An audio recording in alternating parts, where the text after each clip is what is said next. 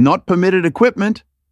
The flight attendant sneered, yanking the oxygen tube from the black teen's nose.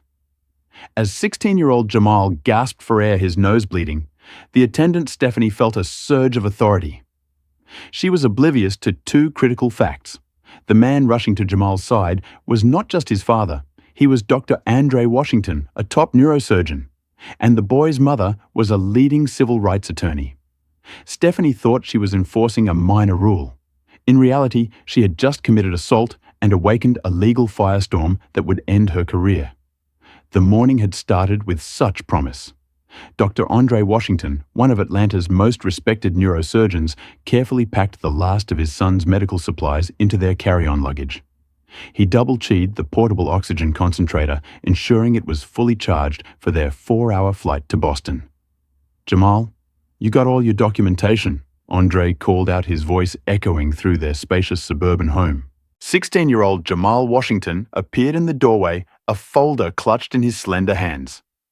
Despite the nasal cannula delivering supplemental oxygen through clear tubing, Jamal's bright eyes and quick smile revealed his excitement. "Got everything, Dad. All the doctor's notes, the FAA approval forms, and even that letter from Dr. Harrison explaining why I need it after the surgery." Andre nodded approvingly. Just 3 months ago, Jamal had undergone a complex procedure to treat a rare respiratory condition. The surgery had been successful, but his recovery required supplemental oxygen, especially during air travel when cabin pressure could exacerbate his breathing difficulties. "Perfect. This is going to be an amazing trip," Andre said, zipping the final bag. The MIT Summer Science program only accepts 50 students nationwide. "You earned this." Jamal adjusted his cannula self-consciously. "I just hope I don't stand out too much." "You'll stand out because you're brilliant," Andre replied, placing a reassuring hand on his son's shoulder. "Not because of this temporary equipment." Lisa Washington, Andre's wife and a prominent civil rights attorney, entered the room with a travel mug of coffee. Her elegant pantsuit and briefcase indicated she was heading straight to court after seeing them off. "I wish I could come with you too," she said, hugging Jamal carefully to avoid disturbing his oxygen line. "This discrimination case has the worst timing. We'll be fine," Andre assured her. "It's just 4 days until you join us. Besides Jamal, and I could use some father-son time before he's surrounded by all those science geniuses." Lisa smiled, but her eyes held concern. "You have all the medical documentation. Triple-checked," Andre confirmed. "And you'll call me the second you land." First thing Jamal promised. Their driver arrived precisely at 7:30, loading their luggage into the black SUV for the trip to Hartsfield-Jackson Atlanta International Airport. The morning traffic moved surprisingly well, giving them ample time for check-in and security. What they hadn't anticipated was the first sign of trouble at the TSA checkpoint. "So what's this device?" The TSA officer, whose name tag identified him as Bryce Thompson, held up Jamal's oxygen concentrator with suspicious scrutiny. "It's a portable oxygen concentrator. My son has a medical condition requiring supplemental oxygen," Andre explained calmly, reaching for the documentation in his carry-on. Thompson frowned, examining the device as if it might contain explosives. "We'll need to see medical documentation and proper approval for this." "Of course," Andre said, maintaining his composure as he handed over the comprehensive file of paperwork. "Everything's in order. We've flown with this equipment before." Thompson flipped through the papers with exaggerated slowness, his expression growing increasingly skeptical. "And you're saying you're his doctor?" "No, I'm his father," Andre clarified. "I am a doctor, a neurosurgeon at Emory University Hospital. But my son's pulmonologist provided all the necessary documentation there." Thompson continued to hold the line, examining each page with unnecessary thoroughness, while the queue behind them grew. Jamal shifted uncomfortably, acutely aware of the stares from other passengers. "I'll need to get a supervisor to verify this," Thompson finally said. 5 minutes later, a TSA supervisor arrived, quickly reviewed the documentation, and waved them through with an apologetic smile. "Everything looks in order, Dr. Washington. Sorry for the inconvenience." As they gathered their belongings, Andre noticed Jamal's tight expression. You okay, son? Yeah, Jamal said quietly. Just the usual. Andre nodded, understanding his son's frustration. Even at 16, Jamal had already experienced a lifetime of subtle and not so subtle discrimination. Being both black and now dealing with a medical condition made him doubly vulnerable to unwarranted scrutiny. They reached their gate with 40 minutes to spare. Several passengers in the waiting area glanced at Jamal's oxygen equipment with curious or uncomfortable expressions. Andre had learned to ignore such looks, but he knew each one landed like a tiny dart on his son's self-esteem. Dr. Washington, the gate agent, a young man named Timothy Reed, approached them with a tablet in hand. I noticed you're traveling with medical equipment. I just wanted to confirm we have you properly seated with access to power for the device if needed. Andre smiled with relief at the professional treatment. Yes, thank you. We have all the documentation if you need to verify anything. No need, sir. It's all in our system, Reed assured them. We've seated you in 3A and 3B in first class, where you'll have extra space and priority assistance if needed. We'll begin boarding in about 15 minutes. As Reed walked away, Jamal exhaled audibly. That was actually normal. That's how it should always be, Andre replied. When boarding began, they joined the first group called. Just as they approached the jet bridge entrance, a flight attendant with a tight blonde bun and pressed lips stopped them. Her name tag read, Stephanie Keller, Senior Flight Attendant. What's this equipment? She asked sharply, pointing at Jamal's concentrator. Andre explained once again, offering the FAA approval documents. Keller barely glanced at the paperwork. Fine, I'll need to verify this with the captain once we're aboard. Some people think they deserve special treatment, she added under her breath, just loud enough for them to hear. As they settled into their spacious first-class seats, Jamal turned to his father. Dad, I'm nervous about the program. What if everyone's smarter than me? Andre adjusted his son's cannula with practiced care. Let me tell you something. When I started my residency, I was the only black doctor in my cohort. People assumed I was there because of affirmative action, not because I graduated top of my class. But you know what I did? What Jamal asked, genuinely curious. I let my work speak for itself. Excellence can't be denied forever, Andre said. And you, my son, are excellent. The plane began to taxi, and Jamal leaned back in his seat, allowing himself a moment of excitement about the prestigious program ahead. The prestigious Massachusetts Institute of Technology had selected him from thousands of applicants for their summer science immersion program. Despite his health challenges, his research proposal on respiratory biometrics had impressed the selection committee. As the aircraft accelerated down the runway and lifted into the clear blue sky, neither Jamal nor his father realized that their real troubles were about to begin. The seatbelt sign had barely turned off when Stephanie Keller appeared beside their row, her posture rigid and expression stern. I need to see the documentation for that device again, she said, gesturing toward Jamal's oxygen concentrator. Andre maintained his professional demeanor. Of course, he reached into his bag and produced the folder containing all their paperwork. Physician statements, FAA approvals, and airline documentation. Keller took the folder and began examining each page with obvious skepticism. Her eyes narrowed as she flipped through the medical forms, occasionally glancing between the paperwork and Jamal, as if trying to catch a discrepancy. These documents could easily be fabricated, she said finally. How do I know you're really a doctor? Andre felt a familiar heat rise in his chest, but kept his voice calm and measured. I understand your concern for safety, he said, retrieving his medical license and hospital ID from his wallet. Here are my credentials. As you can see, everything is in order. My son requires this oxygen concentrator due to his medical condition. Keller held Andre's ID card at arm's length, examining it with exaggerated scrutiny. By now, several nearby passengers have begun to take notice of the interaction, some turning in their seats or peering over headrests.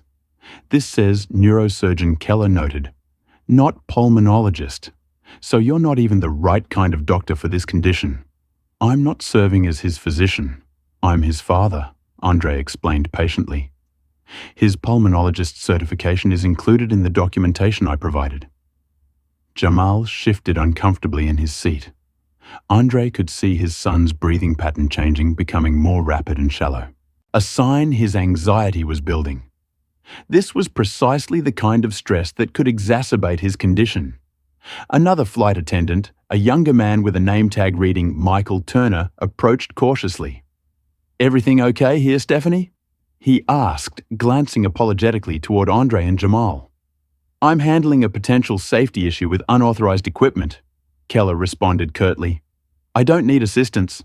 The equipment is fully authorized," Andre interjected calmly, as the documentation clearly shows. Turner leaned slightly toward the paperwork. "It does look like standard medical approval forms," he observed. Keller pulled the documents away from his view. "I'm the senior flight attendant on this aircraft. Safety determinations are my responsibility." She turned back to Andre, her voice rising slightly. "This device doesn't look like standard approved equipment. It's a Restaurantic Simply Go Mini," Andre explained. "One of the most commonly approved portable oxygen concentrators for air travel. The FAA approval is right there on page 3 of the documentation."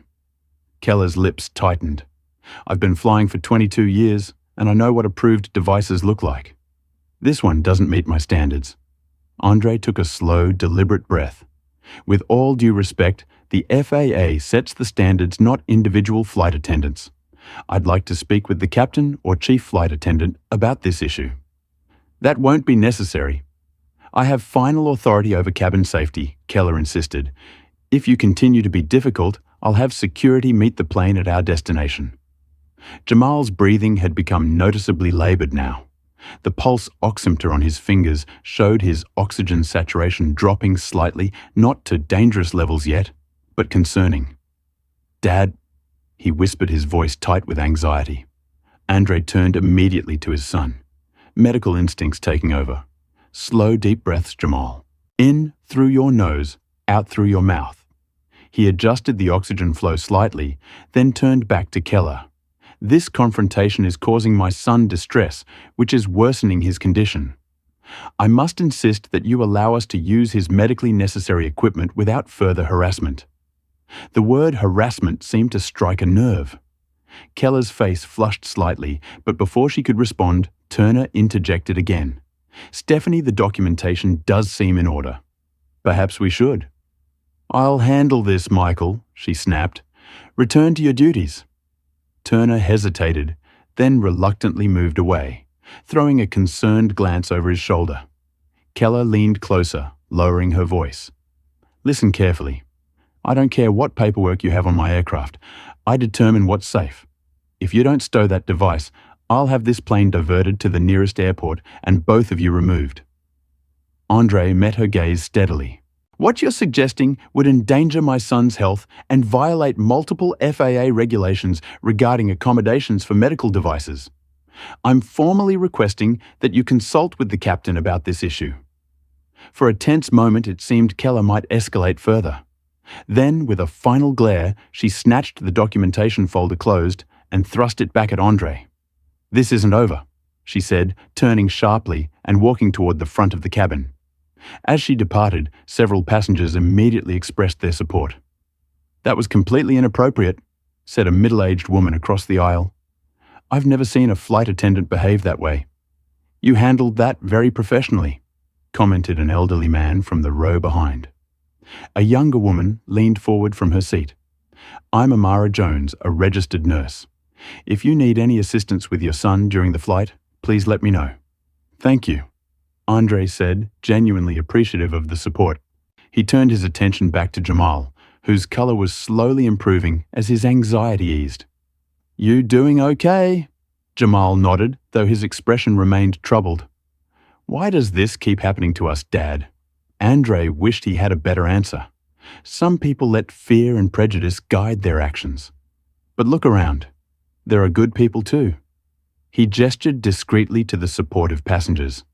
The important thing is that we know our rights and stand up for them calmly. Jamal adjusted his nasal cannula. "Do you think she'll come back?" "I hope not," Andre said, though a sense of unease lingered. "Try to relax and enjoy the flight. We've got a big week ahead at MIT. For a brief moment, as the plane cruised smoothly through the sky, it seemed the worst had passed. Jamal even managed to immerse himself in a scientific journal he brought for the flight, while Andre reviewed some patient files on his tablet. Neither suspected that Stephanie Keller was merely regrouping for a more aggressive confrontation. 30 minutes of peaceful flying lulled Andre into a false sense of security. Jamal had finally relaxed enough to doze off, his breathing steady and oxygen levels stable. Andre was reviewing research papers when a shadow fell across his tablet. Stephanie Keller had returned, this time clutching a laminated document. Behind her stood another flight attendant, a tall man with a name tag reading Derek Palmer, who looked profoundly uncomfortable with the situation. "Dr. Washington," Keller announced loudly enough to wake Jamal. "I've consulted our airline regulations manual. Section 24B clearly states that all electronic devices must be FAA-approved models." She thrust the laminated page toward him, her finger pointing to a paragraph of text. Andre glanced at the regulation, immediately noting the section referred to personal electronic devices like laptops and tablets, not medical equipment, which was covered under entirely different regulations. MS Keller. This regulation doesn't apply to medical devices. Those are governed by separate FAA guidelines, which specifically permit my son's model of oxygen concentrator. Keller's expression hardened. "I'm informing you that this device must be stowed for the remainder of the flight. This is your final warning." Jamal was fully awake now, his eyes wide with alarm as he looked between his father and the flight attendant. Andre straightened in his seat, his voice firm but controlled. "I cannot and will not comply with that request. My son requires continuous supplemental oxygen due to his medical condition. Removing it would pose an immediate health risk and could lead to serious complications." Dad Jamal's voice had a slight tremor. "It's okay, Jamal," Andre reassured him, though his own heart was racing. He turned back to Keller. "Your request violates both FAA regulations and the Air Carrier Access Act. I must formally refuse." Keller's voice rose. "If you don't comply immediately, I'll be forced to divert this aircraft and have you both removed by security." Several passengers were now openly watching the confrontation. Andre noticed Jamal's pulse oximeter showing declining oxygen saturation, dropping from 96% to 92% as his anxiety increased. Making a quick decision, Andre pulled out his smartphone and began recording the interaction. "I'm documenting this encounter for legal purposes," he informed Keller. "You've been provided with all required medical documentation, yet you're demanding actions that would endanger my son's health." Keller's hand shot out toward the phone. "Recording is prohibited on this aircraft." Andre moved the phone away from her reach. "Federal regulations permit recording if there's a reasonable belief that rights are being violated, which is precisely what's happening." By now, several other passengers had also begun recording the incident on their phones. Keller's face flushed with anger as she noticed the multiple devices pointed in her direction. Suddenly, the captain's voice came over the intercom. "Ladies and gentlemen, we're expecting some turbulence ahead. Please return to your seats and fasten your seatbelts. Flight attendants, please be seated." Keller ignored the announcement, continuing to hover over Andre and Jamal. "That device is causing a disturbance on this flight," she insisted. "The only disturbance is coming from you, ma'am," called out a passenger from several rows back. Andre noticed Jamal's breathing becoming more labored, his chest rising and falling rapidly. The pulse oximeter now showed 90%, concerning, but not yet critical. "My son's condition is worsening due to this confrontation," Andre said. "Please return to your seat as the captain instructed." Keller leaned in closer. "I think he's faking it for attention. I've seen plenty of people try this act before." The accusation was so outrageous that Andre momentarily lost his composure. "How dare you?" He caught himself taking a deep breath. As a doctor, he'd learned that maintaining calm was essential in crisis situations. He tried to call Lisa for legal advice, but his phone showed no signal at cruising altitude. From across the aisle, Amara Jones unfastened her seatbelt and approached. "I'm a registered nurse," she said firmly, displaying her credentials to Keller. "This young man is showing genuine signs of respiratory distress. Your actions are exacerbating a legitimate medical condition. Keller scowled at Amara. Return to your seat immediately. This doesn't concern you.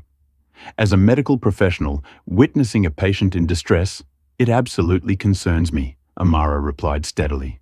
Keller's next words were quiet enough that only those in immediate proximity could hear them. You people always stick together, don't you? The racial undertone was unmistakable. Andre felt a cold rush of anger but maintained his professional demeanor. Miss Keller, that comment was inappropriate and potentially discriminatory. I'm adding it to my formal complaint. The tension in the cabin had become palpable. Other passengers were whispering among themselves, many looking outraged at Keller's behavior. Andre glanced at Jamal and felt a stab of concern. His son's lips had taken on a slightly bluish tint, a clear sign of oxygen deprivation. The pulse oximeter now read 88%, approaching a dangerously low level. Jamal needs medical attention, Andre said with urgent authority. This confrontation needs to end now. The aircraft suddenly lurched as it hit the predicted turbulence. Keller grabbed a seat back to steady herself, momentarily distracted from her crusade.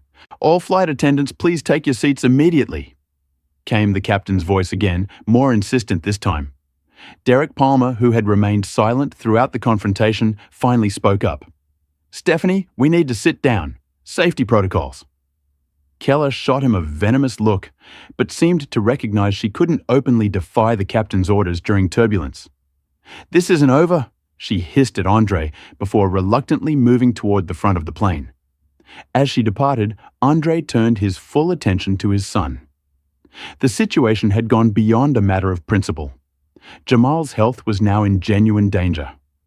The turbulence intensified, forcing Stephanie Keller to retreat to her jump seat at the front of the cabin. Andre seized this opportunity to help his son, whose oxygen levels had dropped dangerously low due to the stress of the confrontation. Steady breaths, Jamal, Andre instructed, shifting into full doctor mode. He increased the oxygen flow on the concentrator and administered a small dose of anti-anxiety medication from their emergency kit. This will help relax your airways. Amara Jones remained nearby, monitoring Jamal's condition from across the aisle. His colors improving, she observed, as the medication began to take effect. Oxygen saturation coming back up to 90%. Thank you, Andre said, gratefully. To Jamal, he added, You're doing great, son. Just focus on your breathing. The turbulence gradually subsided, and with it, Jamal's immediate crisis. His oxygen levels stabilized at 94%, not ideal, but within a safer range. Andre allowed himself a moment of relief, hoping the worst had passed. That hope evaporated when Stephanie Keller marched back down the aisle, this time with a determined set to her jaw that sent a chill through Andre. She clutched a clipboard with an official-looking form. Dr. Washington, she announced loudly enough for nearby passengers to hear. I need you to sign this form, acknowledging that your son's equipment is creating a disturbance on this flight. Andre glanced at the document, immediately recognizing it as a liability waiver that would effectively absolve the airline of responsibility for any adverse events. I will not sign this. My son's medically necessary equipment isn't creating any disturbance. Your actions are the only disruption on this flight. Your refusal to comply with crew member instructions violates federal aviation regulations, Keller insisted. And your refusal to accommodate my son's medical needs violates the Air Carrier Access Act, Americans with Disabilities Act, and several FAA regulations regarding medical equipment, Andre countered. I'm formally requesting that you note in your report that I've identified these violations. Keller's face flushed with anger.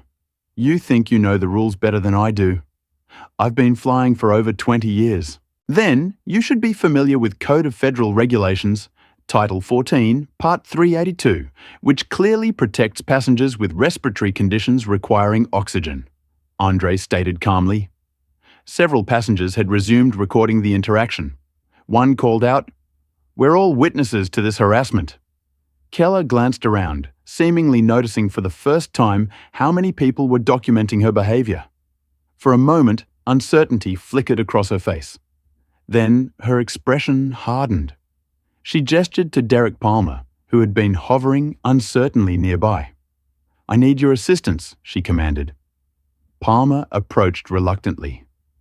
As he drew near, he leaned slightly toward Andre and whispered, "I'm sorry about this," before taking his position beside Keller. Andre felt a surge of apprehension. "Whatever you're planning, I strongly advise against it," he warned. "My son requires this medical equipment to breathe properly." Without warning, Keller reached for Jamal's nasal cannula. Andre moved to block her, but another patch of turbulence hit the aircraft at that precise moment, throwing him slightly off balance. In that split second, Keller grabbed the oxygen tube and yanked it forcefully from Jamal's nose. The sudden movement caused the thin tube to scrape against his nostril, drawing blood that immediately began to drip down his face. "Not permitted equipment," Keller declared triumphantly, holding up the disconnected tube. "Now, we've restored safety to this aircraft." The brutality of the action stunned everyone who witnessed it. Jamal gasped, his hands flying to his face as blood mixed with tears of shock and pain. His oxygen levels immediately began to plummet. "What have you done?"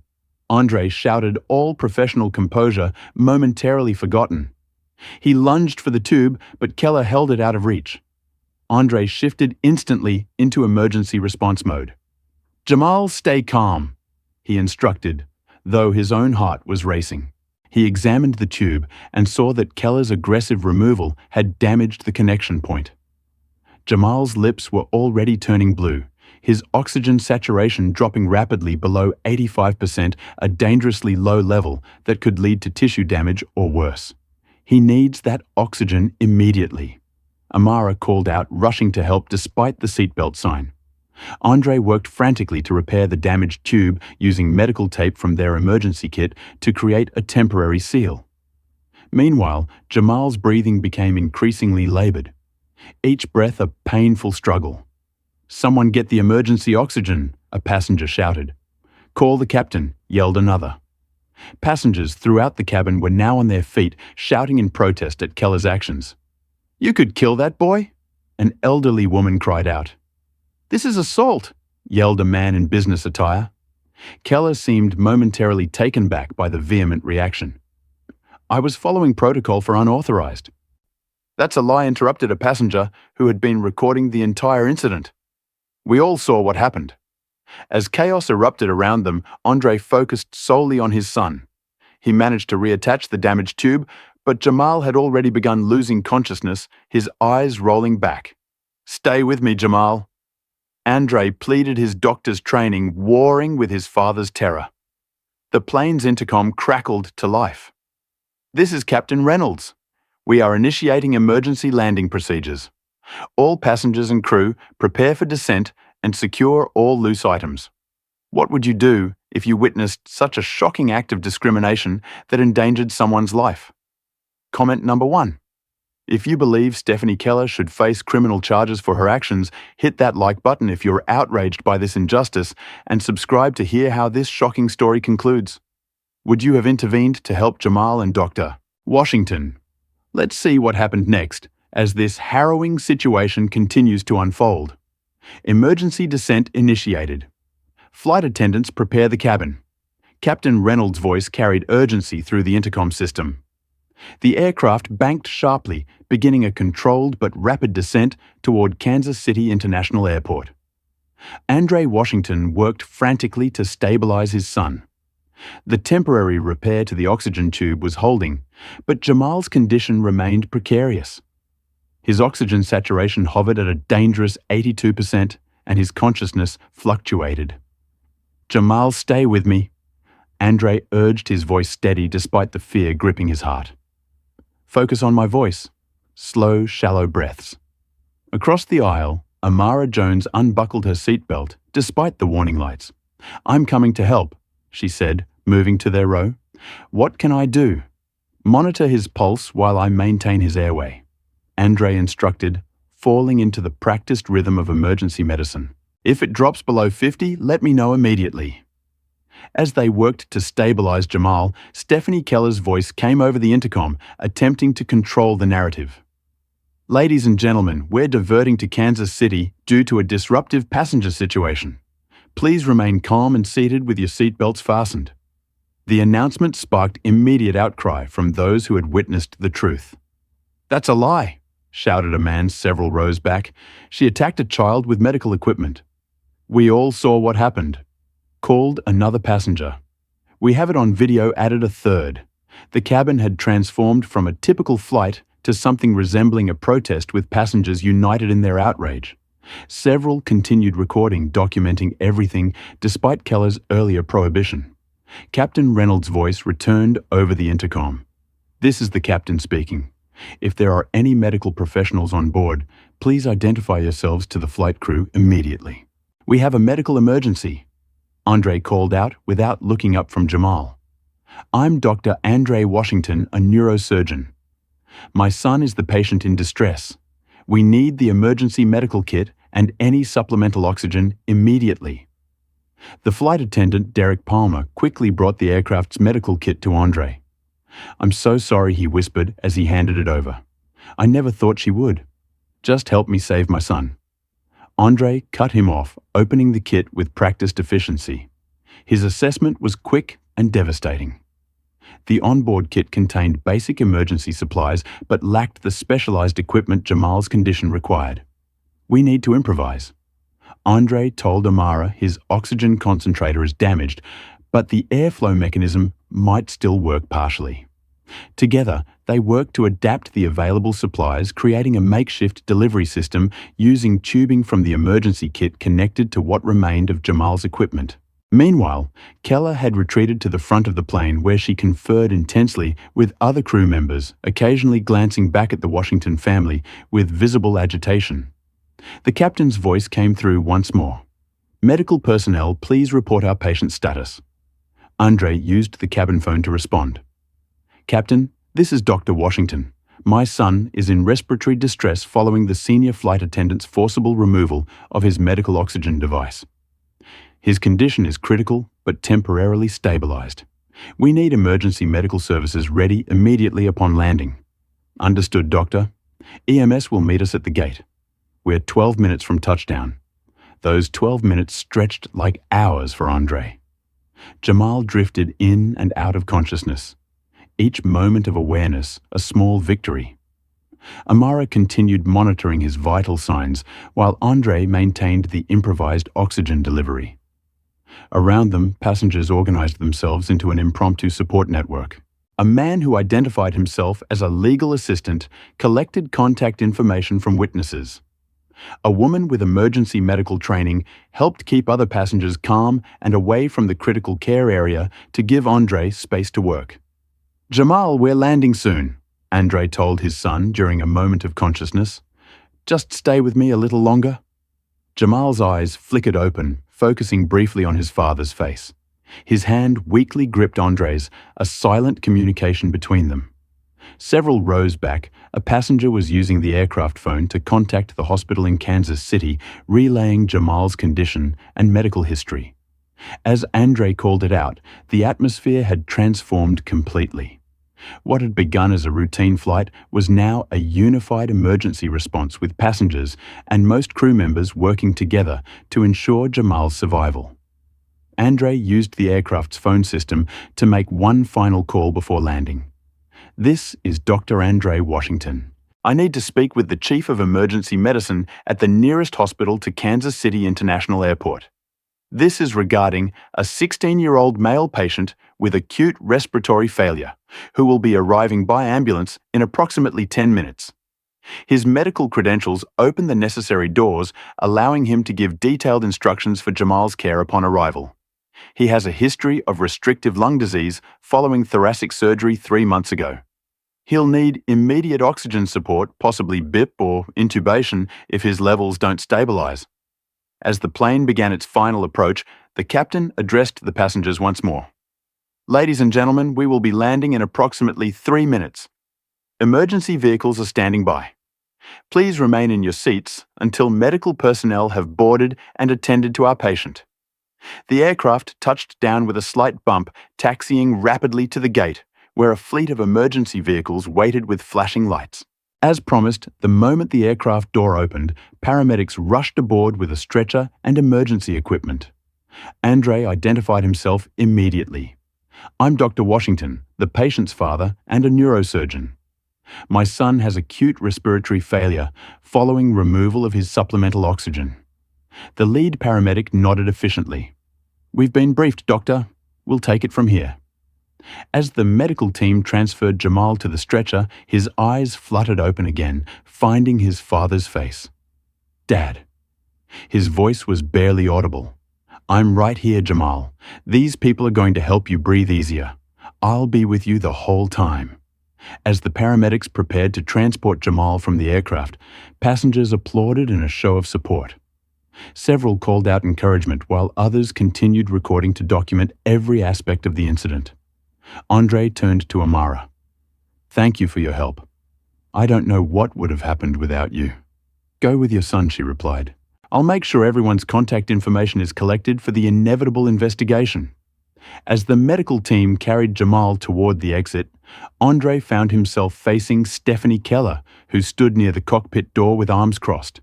Their eyes met briefly hers, defiant his, filled with a father's controlled fury. The confrontation would have to wait. Jamal needed him now. The fluorescent lights of Kansas City International Airport security office cast harsh shadows across the faces of everyone gathered inside. FAA officials had arrived with remarkable speed, accompanied by airport police officers who had established a perimeter around the gate area. Andre Washington stood at the center of a storm of activity, torn between following his son to the hospital and ensuring that Stephanie Keller faced consequences for her actions. Jamal had been stabilized by the emergency medical team and was being transported to Kansas City Medical Center, but remained in serious condition. Doctor. Washington said, a gay-haired man in a crisp FAA uniform. I'm Regional Director Thomas Harrington. We need your statement about what occurred on that aircraft. Andre glanced anxiously toward the exit where the ambulance awaited. My son needs me. I understand completely, Harrington replied. But we have a serious situation here with potential criminal implications. Your testimony is crucial. Stephanie Keller stood across the room speaking animatedly to an airline representative. Her gestures were defensive, her expression alternating between indignation and growing concern, as she noticed the number of passengers waiting to give statements against her. That woman removed my son's medical oxygen by force. Andre said, his voice tight with controlled anger. She ignored documentation, FAA regulations, and basic human decency. My son could have died. She's claiming the device presented a safety hazard. Harrington noted, watching Andre's reaction carefully. That's absolutely false, Andre replied. We had complete documentation, physician approval, and explicit FAA clearance for the device. Multiple passengers recorded the entire incident. As if on cue, a young passenger approached phone in hand. Sir, I have clear video of everything that happened. She yanked that tube out of the boy's nose hard enough to make him bleed. Director Harrington viewed the footage, his expression growing increasingly grave. We'll need a copy of this video for our investigation. More passengers came forward, each with their own recordings or statements. The evidence against Keller mounted by the minute. Andre's phone rang. Lisa was calling. He had texted her about the emergency landing as soon as they touched down. Andre, what's happening? Is Jamal all right? Lisa's voice carried the sharp edge of fear barely contained. He's stable, but serious. Andre replied, moving to a quieter corner. They're transporting him to Kansas City Medical Center now.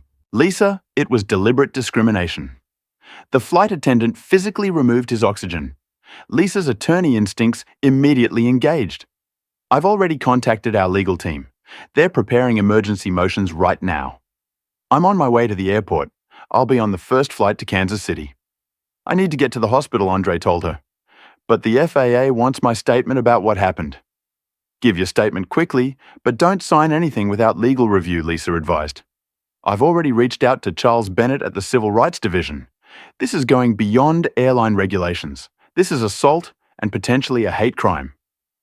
Andre felt momentarily overwhelmed by the dual crisis, his son's medical emergency, and the legal storm brewing. As a doctor, his priority was clear. But as a father seeking justice, he also needed to ensure Keller was held accountable. Amara Jones approached, offering a solution. Dr. Washington, I can accompany Jamal to the hospital. With my nursing credentials, I can monitor his condition and keep you updated while you handle things here.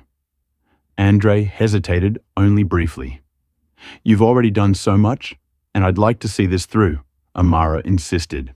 No child should experience what your son did today. With profound gratitude, Andre accepted her offer. After sharing his medical credentials with the emergency team and ensuring they had Jamal's complete medical history, he watched as Amara accompanied his son in the ambulance. Returning to the security office, Andre found the situation had escalated further. Keller was now attempting to leave the area, insisting to airport police that she needed to rejoin her crew. Ma'am, you need to remain here until our investigation is complete, an officer stated firmly. This is ridiculous, Keller protested. I was following company safety protocols. That device was not properly documented. We have multiple videos showing otherwise interrupted Director Harrington, including footage of you physically removing medical equipment from a minor patient. A tall, distinguished man in an airline executive uniform entered the security office, immediately drawing attention. I'm William Brellan, Vice President of Operations for Atlantic Airways. What's the situation here? Before anyone could respond, multiple passengers began calling out explanations, each more damning than the last. Your flight attendant assaulted a child. She ripped out his oxygen tube. The boy nearly died because of her. Breast's expression darkened as he surveyed the chaotic scene. His eyes found Andre standing apart from the crowd with dignified composure despite the circumstances. Dr. Washington, he inquired, approaching Andre. I've been briefed on the initial reports. I want to assure you that Atlantic Airways takes this situation extremely seriously. My son is fighting for proper oxygenation in an ambulance right now, Andre replied evenly. So you'll understand if I find corporate assurances insufficient at this moment. Breast nodded solemnly. Completely understandable. What can we do right now to support your family? Ensure that woman never works in aviation again, Andre said, nodding toward Keller. And provide all surveillance footage from the aircraft to investigators immediately. Director Harrington joined them. Dr. Washington, we've reviewed enough preliminary evidence to detain Ms. Keller pending a formal investigation. He lowered his voice. The videos clearly show her actions constituted assault at minimum. We'll need your formal statement, but you should be with your son now. Andre gave his preliminary statement providing contact information for follow-up. As he prepared to leave for the hospital, his phone rang with an update from Amara. Dr. Washington Jamal is stabilized. They've got him on proper oxygen support and are monitoring him closely. His levels are coming back up 92% and rising. Relief washed over Andre. Thank you, Amara. I'm on my way. As Andre headed toward the exit, Keller's voice rose in protest as airport police officially detained her. This is discrimination against me. I was just doing my job. The irony of her claim was not lost on the witnesses, several of whom called out in response, "Discrimination! You're the one who targeted that boy. We all saw what you did." Outside the security office, Andre found a media presence already forming. News of the incident had spread rapidly across social media, with passenger videos beginning to circulate online. A reporter thrust a microphone toward him. "Dr. Washington, can you comment on what happened on your flight today?" Andre paused, choosing his words carefully. "Today, my son nearly died because a flight attendant decided his medically necessary oxygen equipment approved by the FAA and documented properly was somehow threatening. Despite multiple passengers intervening, she physically removed his oxygen, causing him to suffer respiratory distress. His voice remained steady, but emotion glimmered in his eyes. This was not about airline policy. This was about prejudice, plain and simple." With that statement, Andre departed for the hospital, leaving behind a storm of questions and a social media explosion that would soon bring national attention to Jamal's story. The antiseptic smell of Kansas City Medical Center's intensive care unit was all too familiar to Andre Washington. As a neurosurgeon, he had spent countless hours in similar facilities. But walking these halls as a father, rather than a physician, gave the environment an entirely different weight. Jamal lay in the hospital bed, an oxygen mask covering his face and monitors tracking his vital signs. Though still sedated, his condition had stabilized significantly since arrival. The emergency team had done excellent work immediately, providing the high-flow oxygen his body desperately needed after the traumatic incident on the plane. Dr. Sofia Rivera, the pulmonologist overseeing Jamal's care, reviewed his charts with Andre. The good news is we've avoided intubation. His oxygen saturation is holding at 95%, and the preliminary scans don't show permanent damage to his lung tissue. Thank God, Andre murmured gently, holding his son's hand. What about cerebral hypoxia? He lost consciousness for several minutes.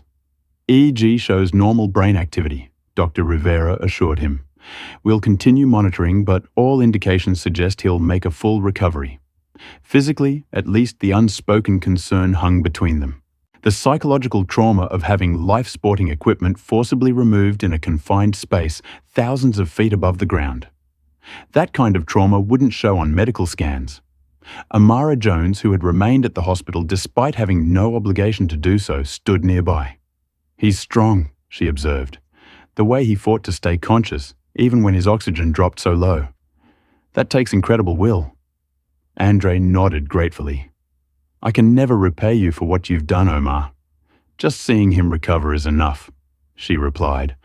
I've left my contact information with your wife's office. I'll testify about what I witnessed whenever needed. The door to Jamal's room opened, and Lisa Washington entered with the focused intensity that had made her one of Atlanta's most formidable civil rights attorneys. She moved immediately to Jamal's bedside, touching his face with gentle fingers. My baby, she whispered before turning to embrace Andre. I took the first flight out. The airline CEO himself arranged it after our legal team contacted their general counsel. Despite the circumstances, Andre managed a small smile. You've been busy. Atlantic Airways knows they're facing the lawsuit of the century, Lisa confirmed. But that's secondary right now. How is he? As Andre briefed her on Jamal's medical status, Lisa's expression reflected both relief and mounting determination. When he finished, she turned to Amara. Ms. Jones, thank you for protecting my son. We'll make sure your extraordinary kindness is recognized. Anyone would have done the same, Amara insisted. No, Lisa said firmly. They wouldn't. Many people would have stayed silent, looked away. You didn't. After Amara departed, promising to return the next day, Lisa updated Andre on the rapidly developing situation. The FAA has officially detained Stephanie Keller. They're reviewing all the video evidence, and it's damning. The Department of Justice has assigned a special team from the Civil Rights Division to investigate potential hate crime charges. Andre sat heavily in the chair beside Jamal's bed. All of this because our son needed to breathe. It's not just about today, Lisa said, sitting beside him. According to information our team has uncovered, Keller has a history of complaints. 3 separate incidents involving passengers of color with medical accommodations over the past 5 years. The airline settled each quietly. So they knew, Andre said, anger seeping into his voice. They knew she was a liability and kept her flying anyway. Exactly. This goes beyond one flight attendant's actions. There's a pattern of institutional failure that allowed her to remain in a position of authority despite clear warning signs. Their conversation paused as Jamal stirred, his eyes flickering open. Mom. His voice was muffled by the oxygen mask. Lisa leaned forward immediately. I'm here, sweetheart. You're safe now. Jamal's eyes moved between his parents, confusion gradually giving way to remembrance. The plane she took my oxygen. We know, son, Andre assured him. She can't hurt you anymore. You're going to be fine. A nurse entered to check Jamal's vitals, smiling at his improved consciousness. You have more visitors than any patient in the hospital, she told him. We've been turning away reporters all afternoon. Reporters, Jamal asked weakly. Lisa and Andre exchanged a glance. The incident has gone viral, Lisa explained gently. Videos from the plane are all over social media. People are outraged about what happened to you. The hospital has received flowers cards and well wishes from across the country. The nurse added as she adjusted Jamal's for the front desk. Looks like a florist shop. As the nurse departed, Andre's phone rang with a call from MIT. Dr. Washington, this is Dr. Helena Chen from the Summer Science Program. We've heard about what happened to Jamal. Please let him know his place in the program is secure and we can delay his start date until he's fully recovered. Thank you. Andre replied, genuinely touched by the consideration. That will mean a lot to him. When he shared the news with Jamal, a ghost of a smile appeared beneath the oxygen mask. Still want me? Of course they do, Lisa assured him. Your brilliant mind hasn't changed, just your timeline. A soft knock at the door interrupted them. A hospital administrator entered, looking apologetic. Dr. and Mrs. Washington. I'm sorry to disturb you, but there are representatives from several social justice organizations in the waiting area. They're offering resources and support for your family. Tell them we appreciate their concern, Lisa replied. We'll connect with them tomorrow after Jamal has had more rest. After the administrator left, Andre noticed Jamal watching him intently. What is it, son? Jamal removed his oxygen mask momentarily, his voice stronger than before. What's going to happen to her? The flight attendant. She's facing serious consequences, Andre explained carefully. The FAA has detained her, and there will likely be criminal charges. Good, Jamal said, simply replacing his mask. Later that evening, as Jamal slept under the watchful eyes of the ICU nursing staff, Andre and Lisa stepped into the hallway to speak with the hospital's security director. The incident's high profile had necessitated increased security protocols. We've implemented restricted access to this floor, the security director explained. Only authorized medical personnel and visitors on your approved list will be permitted. Thank you, Lisa said. Has there been any concerning activity? Nothing specific, but situations that generate this level of public attention sometimes attract unwanted elements. We're being cautious. As they returned to Jamal's room, Andre's phone buzzed with a news alert. The headline read, Flight attendant's history of discrimination exposed.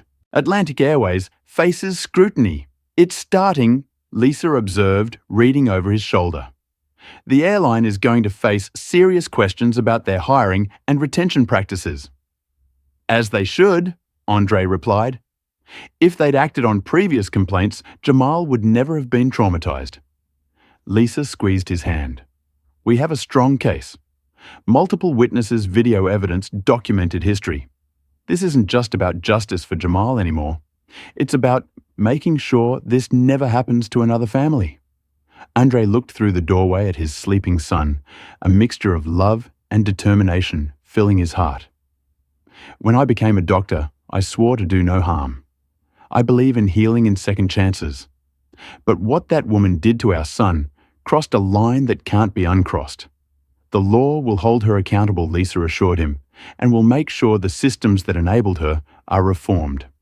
As night fell over Kansas City, the Washington family remained united in their hospital vigil. Outside, a movement was building, one that would eventually transform airline policies nationwide and force a long overdue reckoning with discrimination in transportation. But for tonight, their focus remained on Jamal's steady breathing and the beeping monitors that confirmed their son would live to fight another day. 1 week after the harrowing incident that nearly cost Jamal Washington his life, the hospital staff gathered to celebrate his discharge. Though still requiring supplemental oxygen, his condition had improved enough for him to continue recovery at the hotel. Sweet Atlantic Airways had provided for the Washington family. Remember, take it slow, Dr. Rivera cautioned as she signed the discharge papers. Your body needs time to heal from the oxygen deprivation. No strenuous activity for at least 2 more weeks. I understand, Jamal replied, his voice stronger than it had been days before. The physical recovery was progressing well, but Andre had noticed his son's heightened anxiety whenever medical equipment was adjusted or when strangers entered his room too abruptly. As they prepared to leave, Amara Jones arrived for a final visit before returning to her home in Chicago. I just wanted to see you on your feet before I left, she told Jamal with a warm smile. Thank you for everything, Jamal said briefly, embracing her. Dad says I might not be here if you hadn't helped. Your father did the hard work, Amara insisted. I just provided an extra pair of hands. Lisa presented Amara with a small gift box, a token of our appreciation. We can never fully repay your kindness, but we wanted you to have this. Inside was a delicate silver pendant, engraved with the medical caduceus, and the words, "With courage, healing begins." Amara's eyes glistened as she fastened it around her neck. I'll wear it to remind me of Jamal's courage, she said, and to remember that speaking up matters. After Amara's departure, the family was escorted through a private hospital exit to avoid the media representatives still maintaining a presence outside. The incident had become a national story, with passenger videos viewed millions of times across social media platforms. At their hotel suite, Lisa updated Andre and Jamal on the rapidly developing legal situation. The FAA has formally charged Stephanie Keller with multiple violations of aviation safety regulations, including interference with a flight crew member's duties, as she ignored the captain's orders to be seated during turbulence and reckless endangerment of a passenger. What's the potential penalty? Andre asked. Substantial fines and possible imprisonment, Lisa replied. But that's just the beginning. The Department of Justice has opened a formal civil rights investigation under Title VI of the Civil Rights Act, which prohibits discrimination in programs receiving federal funding, including airlines. Jamal listened intently, his expression thoughtful. So this isn't just about what happened to me. No, sweetheart, Lisa explained. Your case has opened a much larger investigation into patterns of discriminatory behavior in air transportation. The DOJ is reviewing incidents nationwide. Later that afternoon, news broke that Atlantic Airways had terminated Stephanie Keller's employment following their internal investigation. The company's statement acknowledged a serious breach of company policies, federal regulations, and basic human decency. Andre and Lisa had also filed their civil lawsuit against both Keller personally and Atlantic Airways as her employer. The complaint detailed multiple counts of negligence, discrimination, assault, and intentional infliction of emotional distress. As media coverage continued, the narrative broadened to examine systemic issues of discrimination in transportation.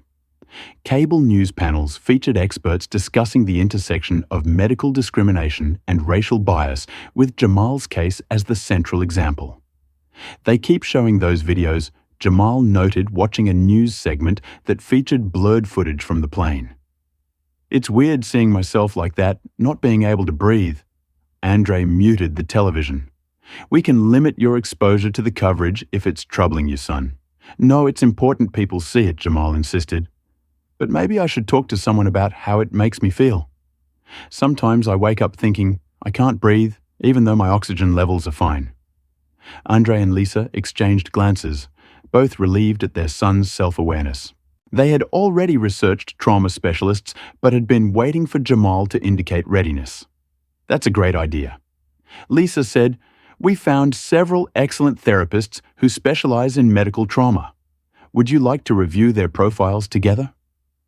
The following day, Jamal had his first session with Dr. Maya Patterson, a psychologist specializing in adolescent trauma. While Jamal spoke with Dr. Patterson, Andre received a call from his hospital in Atlanta. Take all the time you need, Andre, his chief of surgery assured him. We've redistributed your cases and patient load. Your family comes first right now. Thank you, Robert. I appreciate the support. Meanwhile, preparations for the legal proceedings against Keller moved forward at an unprecedented pace. The preliminary hearing revealed her defense strategy, claiming she had genuine concerns about the safety of Jamal's oxygen equipment and had acted within her authority as a flight attendant. The prosecution countered with overwhelming evidence, including video recordings from multiple angles showing her dismissal of proper documentation and her aggressive removal of Jamal's oxygen tube. Expert witnesses testified that the portable oxygen concentrator posed absolutely no safety risk to the aircraft and was explicitly approved by FAA regulations. The judge denied bail, citing the severity of the charges and deeming Keller a flight risk due to her connections in the airline industry. 1 month after the incident, the Washington family gave their first formal television interview. The decision hadn't been easy, but as Lisa pointed out, controlling our narrative prevents others from defining it for us. The interview conducted in their hotel suite revealed the full impact of the incident.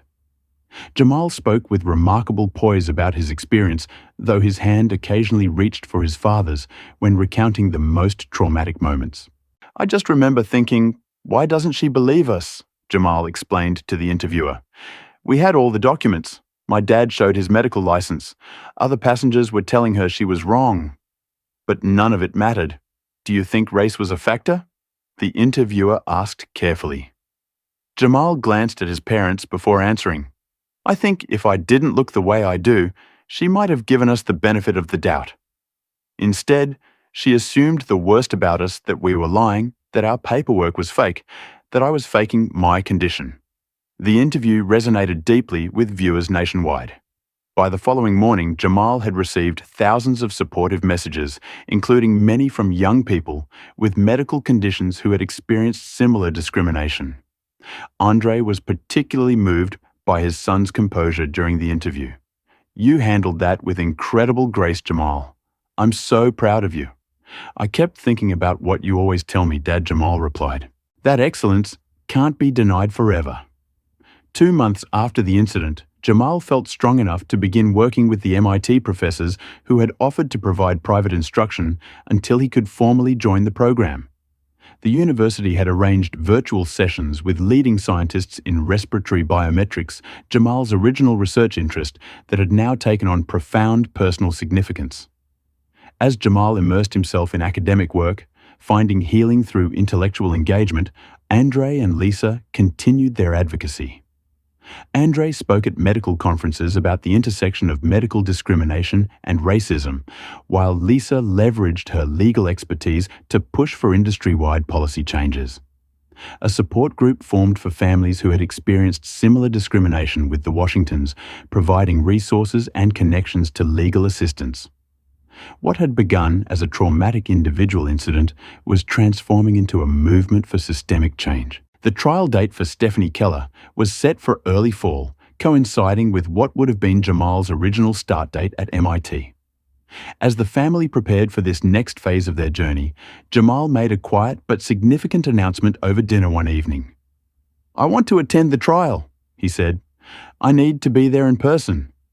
His parents exchanged concerned glances. "Are you sure, sweetheart?" Lisa asked.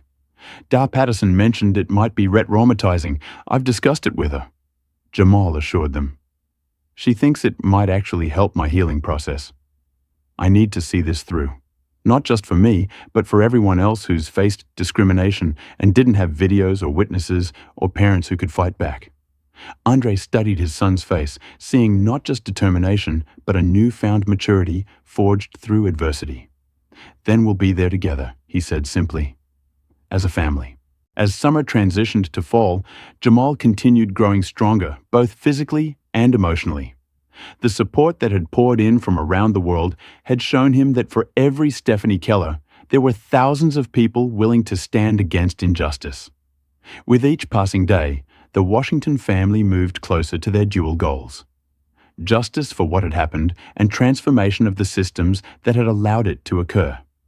The upcoming trial would be challenging, but they would face it united. Their eyes fixed not just on accountability for past wrongs, but on creating a more equitable future. 6 months after the incident that had changed their lives forever, Jamal Washington stood at the entrance to MIT Summer Science Program, his father by his side. Though it was technically winter January in Massachusetts, bringing a crisp chill and occasional snowfall, the program had created a special session specifically to accommodate Jamal's delayed start. "Ready?"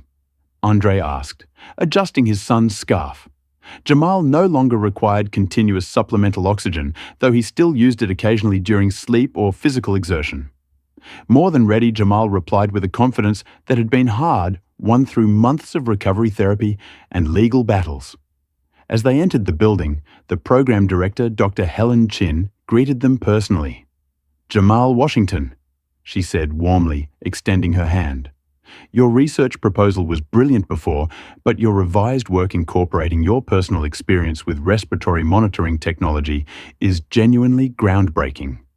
Other students and faculty gathered in the atrium, many wearing small blue ribbons that have become a symbol of the movement against medical discrimination sparked by Jamal's case. Several approached to introduce themselves, treating Jamal not with pity, but with the respect accorded to someone whose courage had catalyzed important social change. 2 weeks earlier, Stephanie Keller's trial had concluded with a verdict that sent shockwaves through the airline industry. Found guilty on all counts, she faced the judge for sentencing in a packed courtroom where the Washington family sat in the front row.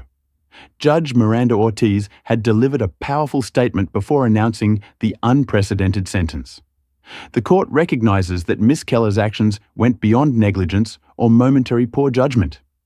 When you deliberately removed life-supporting medical equipment from a minor patient, you violated not just federal aviation regulations, but the most basic covenant of human decency. Your actions demonstrated a callous indifference to human life that this court cannot overlook. Keller had been sentenced to 18 months in federal prison, followed by 200 hours of community service, specifically working with organizations serving disabled youth of color. The sentence made national headlines, with legal experts noting its significance as a deterrent against similar discriminatory actions. The civil case against Atlantic Airways had settled for a substantial but undisclosed sum, with the more significant victory coming in the form of mandatory policy changes. The airline had agreed to implement comprehensive anti-discrimination training for all staff, create new protocols for passengers with medical devices, and establish an independent oversight committee to review accommodation complaints. Andre had used a portion of the settlement to establish the Washington Foundation for Medical Equality, dedicated to supporting young people of color with medical conditions and advocating for equal treatment in transportation and public accommodations. The foundation had already provided assistance to dozens of families and was working with congressional representatives on new legislation to strengthen protections for travelers with medical needs. Lisa's legal advocacy had resulted in the FAA revising all medical accommodation protocols, creating clearer guidelines that prioritized passenger safety over subjective crew member judgments. The Washington regulations, as they were informally known throughout the industry, had become the new standard for airlines nationwide. Jamal's recovery journey had not been without challenges. The physical healing had progressed steadily, but the psychological impact had manifested in unexpected ways.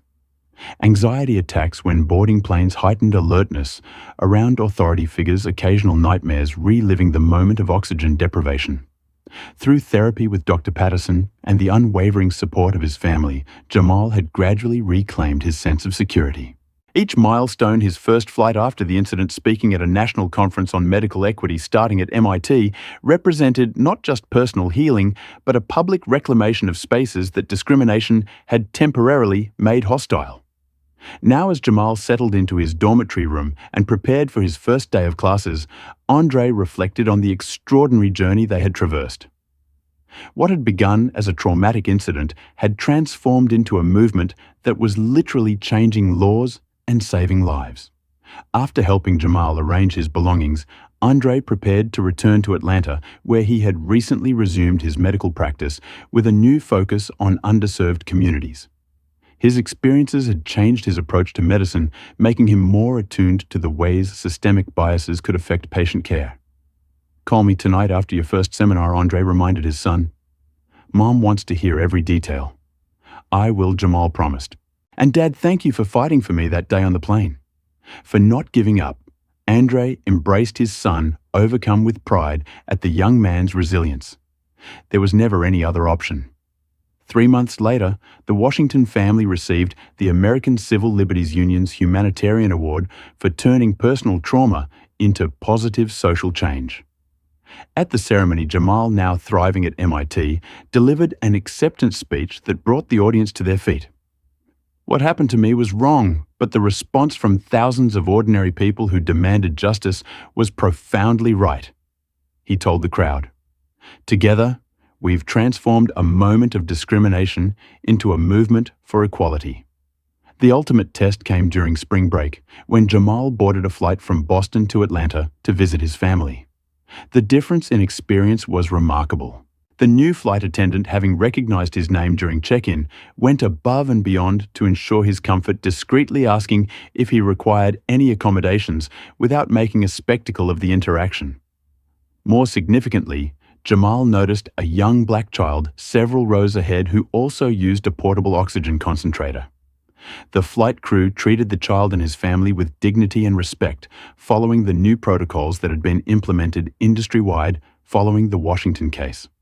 As the child passed Jamal's road during deplaning, their eyes met in a moment of silent recognition. The boy's mother glanced between them, suddenly realizing who Jamal was. "Thank you," she mouthed silently over her son's head. That evening at dinner with his parents, Jamal shared the experience. Seeing that kid being treated with dignity, knowing he didn't have to go through what I did, that made everything worth it. Andre squeezed his son's shoulder, reflecting on their journey from victims to advocates to changemakers. The system hadn't transformed completely. Discrimination never disappeared overnight, but meaningful progress had occurred, and lives were being protected as a result. "I've made a decision," Jamal announced as they finished dessert. "I'm going to apply to medical school after MIT. I want to become a pulmonologist like Dr. Rivera." Lisa smiled knowingly. "Following in your father's footsteps into medicine, but charting my own path," Jamal clarified. "Using my experience to help others who struggle to breathe freely in every sense of that phrase." As the Washington family drove home through the Atlanta evening, the lights of the city twinkling around them, they carried with them the knowledge that their courage had created ripples of change extending far beyond their personal victory. Through determination, dignity, and an unwavering commitment to justice, they had transformed a moment of trauma into a movement that would help countless families breathe easier for years to come.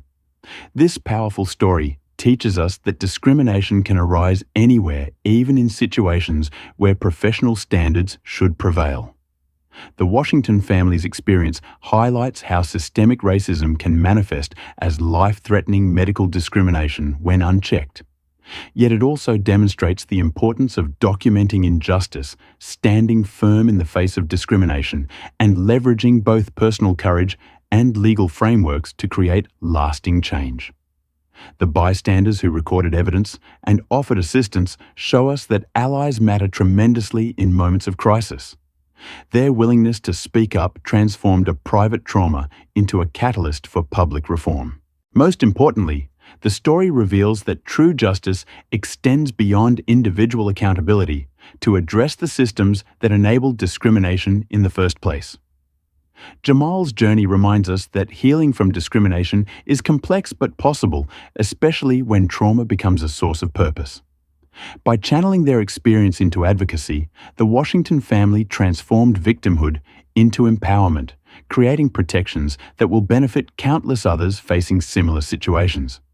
What would you do if you witnessed discrimination like what happened to Jamal? Has this story changed how you'll respond if you see someone being treated unfairly? Share your thoughts in the comments below. And if this story moved you, please hit that like button and subscribe to hear more powerful accounts of justice prevailing. Thank you for joining me on this journey through the Washington family's remarkable story of courage and transformation. Together, we can all work toward a world where everyone can breathe freely.